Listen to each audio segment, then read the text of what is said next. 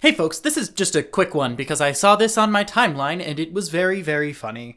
Jeremy Quartering of the YouTube channel The Quartering posted a video titled "The Boys Gets Woke and Gets Destroyed! Creator rages at fans and tells them to go watch something else." And I thought that was very funny, so I thought we could cover it. In particular, there are 4 statements made by this video title, and I thought it'd be fun to see how many of them actually appear in the video. As we watch, look for evidence that 1. The television adaptation of The Boys has gotten woke. 2. That it has been destroyed. 3. That the creator raged at fans. And 4. That he told them to go watch something else. Well, I actually like The Boys, and I'm coming off the heels of a damn solid episode 4, so this ought to be good. Let's begin. Interesting news going on around The Boys, which is not a show that I've ever gotten into, but I accept that, you can't watch everything all the time and be up on, every little piece of news. Off to a good start. Man hasn't watched the show. Now, immediately I find myself a tad confused. Why is Home Slice making a video expressing confident opinions about a show he hasn't watched? And then I scroll down and see he's uploaded 13 videos in the last 48 hours, and suddenly it makes sense. When you look at, say, the, Rotten Tomato score of the show, even, season 3, all shows generally go downhill, to be fair, right? So to be fair, you have a show that has a 93% average tomato score, 75% fan or viewership score. If you go to season 1, we look at season 1, this is 85-90. Sorry, I forgot to scroll down. So 85-90, very, very good. If you look at, season 2, this is also 97-83, extremely well. Season 3, 98-75. So you kind of see a trend now where the fans aren't liking it as much. And the fans originally started at a 90, then it went to an 83, then it went to a 75, and now it's at a 51. Okay, am I the only person who finds this kind of thing boring? This guy admits that he has nothing of value to add to the conversation, so he just generically tells you information that Rotten Tomatoes has already compiled for your convenience. It's not transformative, it's not interesting, it doesn't even tell you whether the contents of the show are good, since anyone can go in and mess with the RT score. Oh, and in case you're wondering, this is the closest that he gets to addressing point number 2, that The Boys has been destroyed. One season of the show has a low Rotten Tomatoes audience score. Get wrecked, liberals. Really dodging those clickbait accusations, Jeremy. Definitely don't look at reports that this season has seen a 21% increase in viewership. I was like, dang, what's going on with The Boys? Well, it turns out that The Boys creator has responded to fans in the way that you just absolutely love to see, telling them to, quote, go watch something else. Eric Kripke, the creator of The Boys, has refused to apologize for being woke as season 4 of the outrageous superhero series arrives on Prime Video, based on the comic book by Gareth Ennis. Guy's name is Garth Ennis. How did you get both names wrong? Proofread your fucking videos, man. Also, I said earlier that I find it a bit boring to just kind of repeat easily accessible information back at you, and that's most of the video. Him poorly reading articles, tripping over every other word, mispronouncing the name of the creator of the Boys comic series, and struggling to differentiate between different speakers. All of which would be fine if he actually had anything unique to say beyond, remember these other people's words? But when a whole video is just you repeating other people's content and you're not even good at it, it sucks, man. Anyhow, back to our regularly scheduled programming. The Boys have always highlighted their farcical aspects of society with a laser focus on the alt-right, which is about 12 people. No, it's not, you fucking liar. And a similarity to the character Homelander to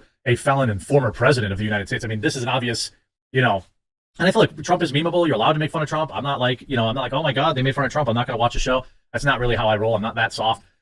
It's just very predictable. And of course, I don't know because I don't watch The Boys, but I'd be willing to bet you they probably don't have a bumbling old man superhero who literally can't walk or talk. I'm just guessing based on the fact that Seth Rogen is so heavily involved in the show. Don't have a ton of commentary here. I just think it's really funny that Jeremy's giving hot takes about a show he's never seen that very explicitly comments on and critiques faux progressive corporations and politicians, which is to say a big portion of what someone like Joe Biden represents. Speaking to Variety, Kripke explained how seasons, although written nearly 2 years before they stream, always manage to land at a time when the real-world news cycle reflects their issues.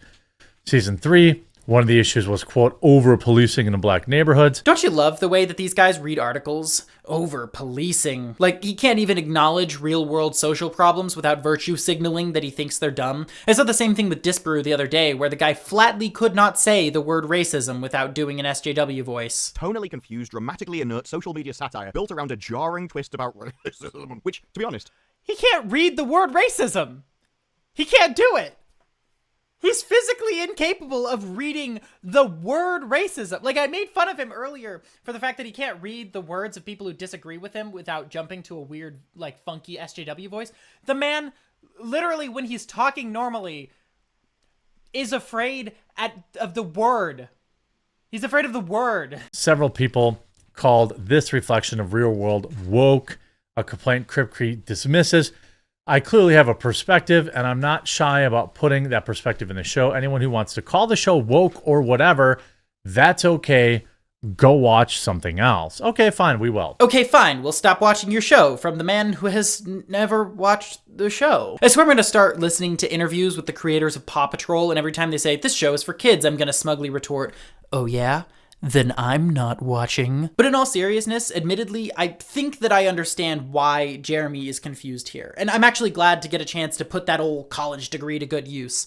What Kripke is employing here is a fairly high-level philosophical concept called having principles. And the way that it works, essentially, is this. When an artist or a person in general, because you can employ this concept in everyday life, has a vision for how things ought to be, how they ought to act, things like that, they maintain that vision and refuse to compromise on it when people demand that they bend the knee. And like I said, I understand why the guy who changes his political affiliations based off of a singular photograph is confused about what principles are, but I thought I'd give this little primer in case anyone's confused. What this clip was not, however, was rage. If you were paying attention, in fact, you may have noticed that Kripke merely stated an opinion in a reasonably articulate manner. So that's number 3 down, which leaves us with numbers 1 and 4, and I don't mean to be pedantic, but Kripke didn't exactly say fans should go watch something else. He was talking about a specific group of people who don't like the slant the show has taken since season 1, episode 1. I mean, I guess some of those people might be fans, but it kind of sounds like Kripke was talking about an overall pretty small group of people. Certainly not just the fans. All this to say, I don't feel comfortable saying he completely failed to deliver on point 4. The quote, go watch something else, did at least appear in this video, but I wouldn't give him full credit. So ultimately, ranking this video based on its title and contents, I give it a 0.5 out of 4. How's that for objective criticism? Wait, I addressed why he never showed the show getting destroyed, why Kripke never raged at fans, and why I'd argue that he didn't really tell the fans to go watch something else, but I did just kind of gloss over point number 1. Has the boys gotten woke? No, dumbass. Season 1, Episode 1 explicitly mocks homophobic preachers and positively portrays the Me Too movement. The main antagonist wears an American flag on his back and has sex with Nazis. The bad guys responsible for creating the main antagonist are a militaristic megacorporation. The Boys has been woke from day one. And Jeremy half tries to address this by saying, oh, it was subtle before. But since I have seen the show and he has not, I'll retort with this.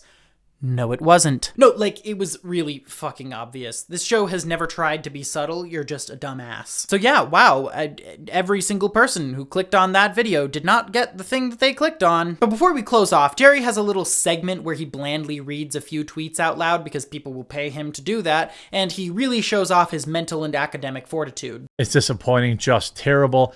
I mean, this is not a small minority of people. This is full of people. You know, and you know, people on Twitter saying, yo, like, I'm not, you know, I'm out. Hey, Jeremy, by my count, you showed 8 tweets. You know, I'm not a data person. I mean, I am actually, but for the sake of the bit, I'll pretend not to be. But 8 tweets is not a statistically significant sample size. I'd say spend more than 5 minutes researching a topic before recording yourself monotonously reading it out on video, but then you might not be able to make 7 videos a day, so by all means, keep doing what you're doing. Trump people bad, other people good, along with every scene injecting woke nonsense, plus a new, strong, smart black female character.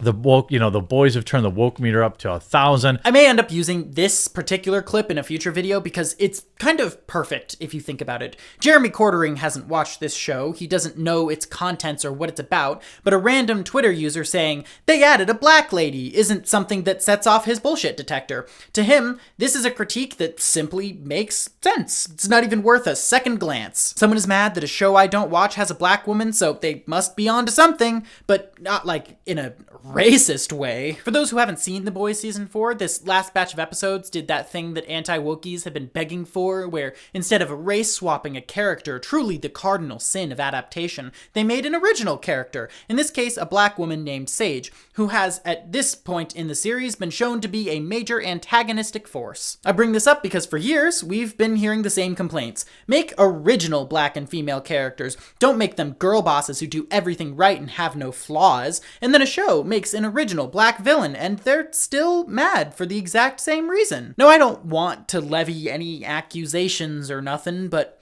well, there's certainly one conclusion you could draw from that information. Oh, there's also the other conclusion that it's bizarre Jeremy is making smarmy, arrogant YouTube videos about something he knows nothing about. Thanks for watching this video, and subscribe if you want to watch more of this video. Also, like this video and like more of this video. Also,